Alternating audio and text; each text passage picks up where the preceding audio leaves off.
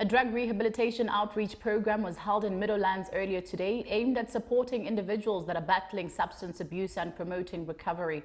Organized by community stakeholders, the initiative provided counseling, check-ins and access to support services for those seeking help. Attendees also received basic services, and these are including haircuts, refreshments and a mobile shower facility as part of efforts to build a drug-free community, as well as to reduce stigma around seeking assistance.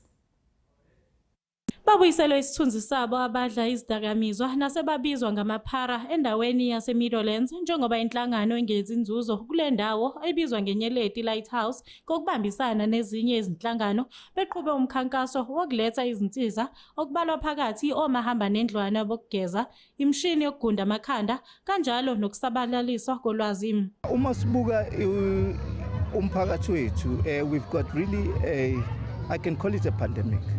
Because drugs in one of 3 houses, there's either a drug addict or the family is affected by drugs. So we thought, let's make this outreach program for people who want to say, I want to change, I want to have a second chance in life, and I want to take a stand and to say no to drugs. So that's why we did this outreach program namhlanje. As you can see behind me, there is free haircuts for all the drug users. They get free haircuts, but as well as mobile shower shower trucks where they can have showers bakhona ukugeza, but futhi sibanikeza ukudla laphayana and refreshments. So ekugcineni bazothathwa laba bathi no thina sifuna ukuyeka baye at a shelter which is ikusasa lethu.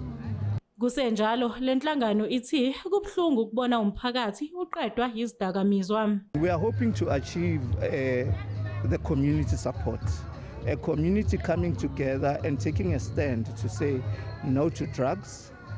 We are saying let's come together and work together because it takes a village to raise a child.